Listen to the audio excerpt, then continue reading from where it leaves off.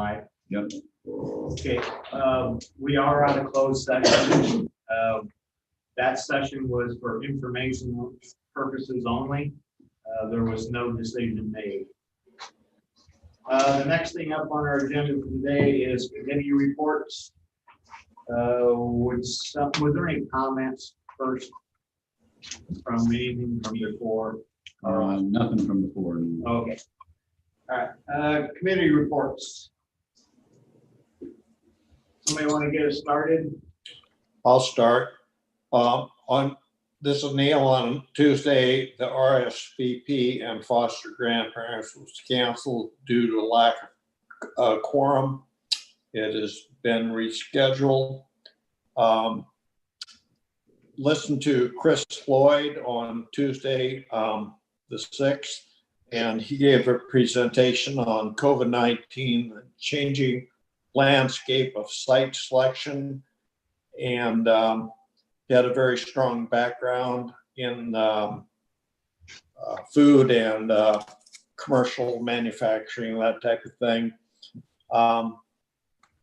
What I gleaned from that of most importance is 61% of the people that are going to rebuild or build a business, one location, 61% are going ahead. 34% are on pause, waiting for the COVID-19 to pass, and only 5% have canceled. Probably the biggest problem that Carroll County has is that we're not located on interstate highway. But the transportation is a big deal, and they think that in the future, transportation and logistics will be a big issue because of more things being transported by truck. I think Rich was also at that session. He may have something to add later. Also on Thursday, had a policy council,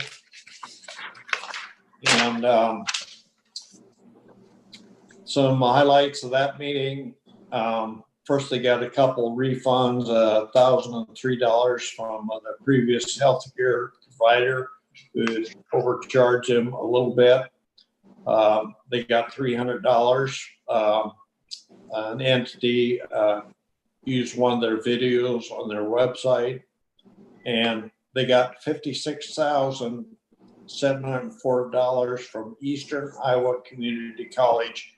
It's their match, paid in advance for the Iowa Waste Exchange Program. They had an officer election as far as the Council of Governments. Rick Hunsacker is currently secretary. He's going to stay there because they're not going to have the election. They're going to maintain their position for another year. They did state that COG is serving as a facilitator for Western Iowa local workforce development, and we're aware of that. Mark Thomas gave a financial report. The local assistance report by Chris was given. Transit report, they're quite a bit down. They're down 21% in ridership and down 21% also in revenue due to the COVID-19. Tom Fellman gave that report. His last day, I believe, is November 13th. Coming up, I have RSVP and foster grandparent has been rescheduled for Tuesday. I want to remind people that on Wednesday we have the county flu shot, and on Thursday we have the CPPC meeting, which I will attend. Are there any questions? Oh, I also want to add that the mental health region met, and we had quite a discussion on whether or not to let a couple counties into our district, that being Pocahontas and Humboldt. And I sent you all a map of what the current mental health regions are. We're going to vote on that on the 28th, which is of October, which is our meeting. At this point, it looks like they'll probably be allowed in. If any of you have any questions, get them to me before that meeting, or any concerns that you need answered. That's it. I assume you're going to ask the same requirements as the last ones. That's Yes, going, right? I had several questions which I asked, and one of them is that we need to keep a level playing field, similar requirements as to what we had in with Woodbury County adding. We're not aware of any other counties that want to enter, but if we give them a sweetheart deal, everybody would want it as well. So yes, that was discussed, Gene. Okay. I can go next. On Wednesday or Monday, I had an executive board meeting with new opportunities. We did approve an offer for real estate for our center-based early Head Start building. We are buying that building to be retrofitted for our needs prior to us purchasing it. And we did approve that, and that's to about a tune of $1.2 million. Then we did approve a LIHEAP contract for $55,298, and also approve LIHEAP a designation of additional signatories and stuff like that. We did have a discussion of possibly getting some iPads for some of the board members so they can be in contact with us at the board meetings to make it more available. Also on Tuesday, I did attend the CADC presentation by Chris Lloyd, also the site selector. And I agree with what Neil said there. He also went through some things like what makes it attractive to site selectors to look at a community. And then he had a little discussion in regard to personal relationships and good websites. And, I thought it was a very good meeting. Showed, what they look for when they try to look at a community. And I thought it was very good. This week I have the radio and the newspaper. And then Friday I have the Yes Center board meeting. That's my week.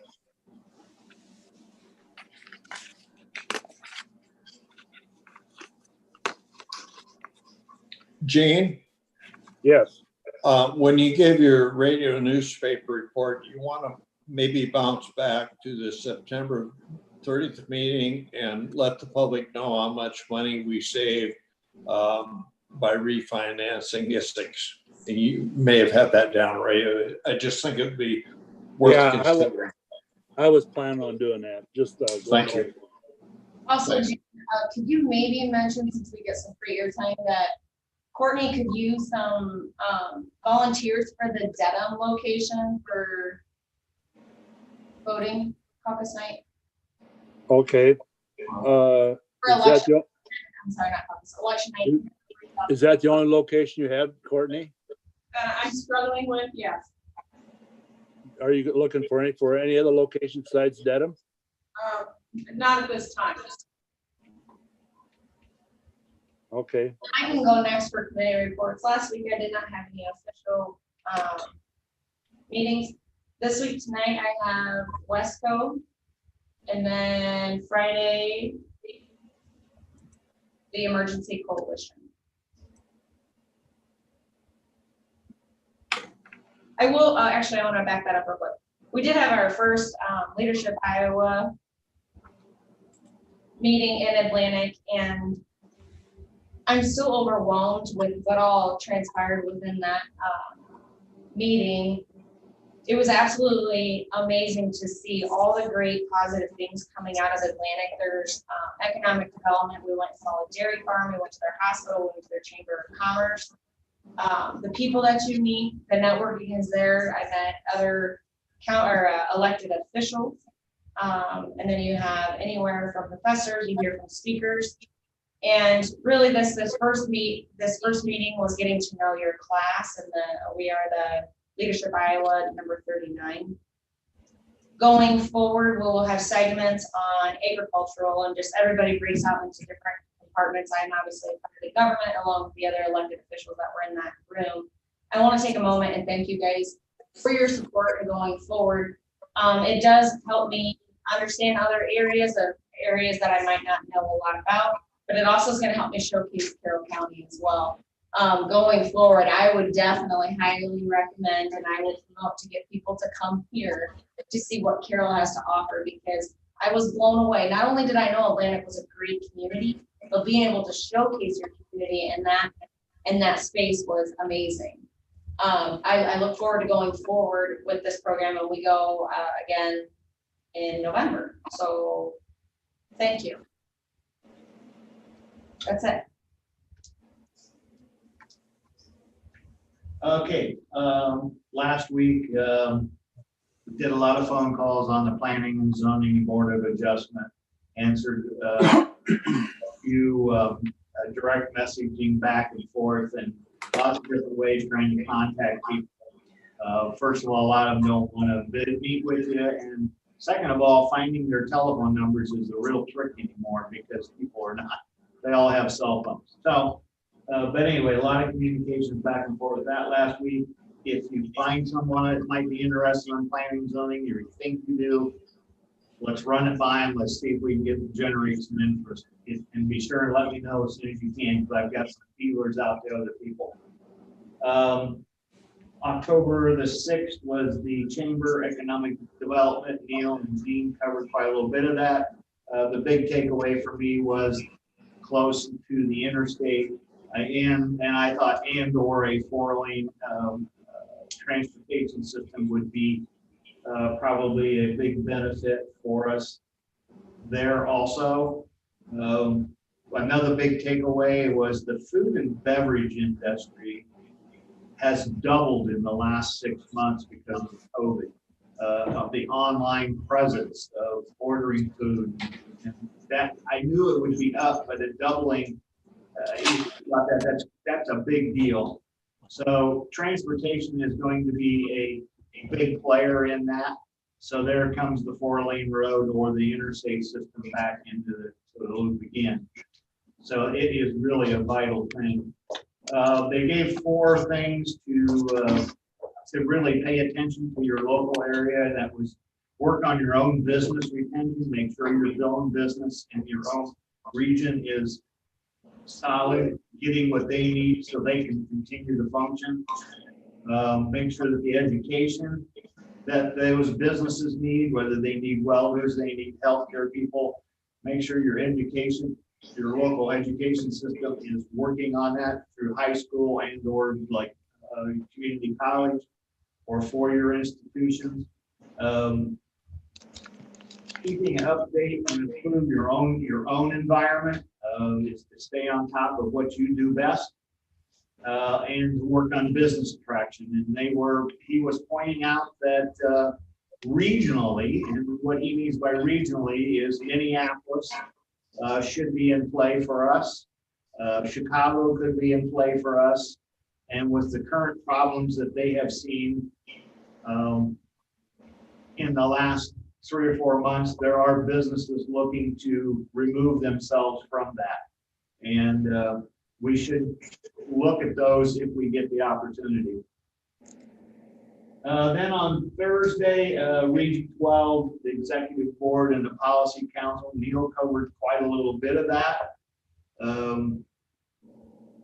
The Rural Loan Fund through the CARES Act, Region 12 will be overseeing that. There will be about $5.85 million. Not all will be available for loans, but there will be a large percentage of it that will be broken down in the near future. Some of that will go for administration. So that's not the exact number, but it's going to be very close to that.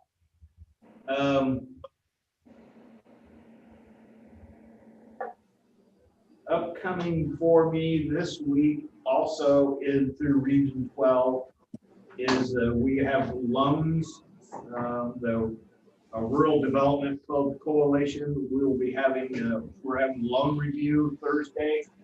I believe we have 6 loans possibly on the table. We will be reviewing those and seeing if we make the loan, and if we do, how much. So those will be on board table this Thursday.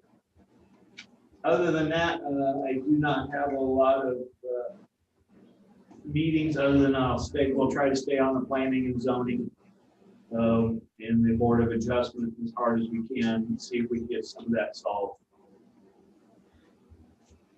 Dean, did you have anything? Yeah, I had on Thursday morning, we had an early Zoom call, all those involved in the hiring process of the COVID tracers. And basically how we were going to conduct the interviews. At 11 o'clock was the Highway 30 Coalition conference call. Now that has changed to also a Zoom meeting. And the biggest thing there was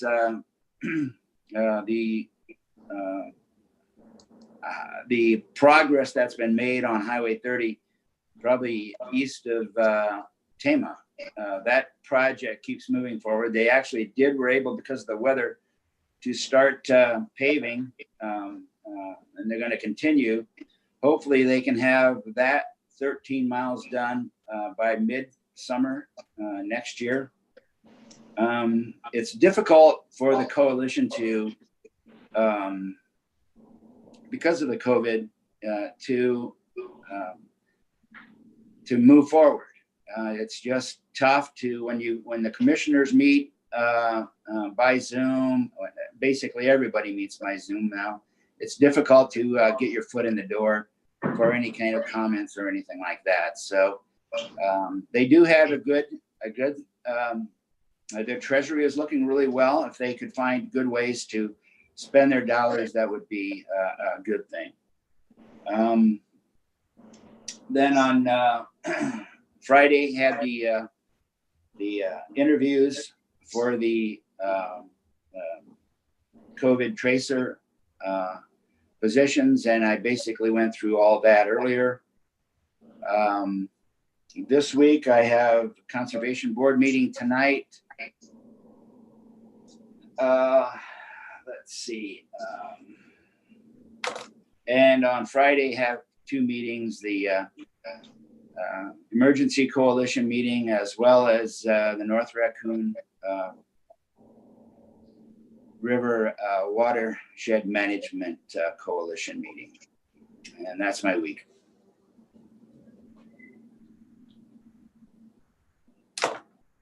Hey, do you have anything for next week's agenda or? I moved the sheriff's quarterly report to next week, and I got the recorder. I was gonna put it on today's agenda, but it seemed kind of full, so we'll have the recorder and the sheriff's quarterly reports. Okay, no more public comment. No more comments. Okay, thanks everybody for today. Looking for a motion to adjourn. I'll make that motion. Second. Motion and a second for adjournment. All those in favor say aye. Aye. All right. Aye. Opposed? Motion carries.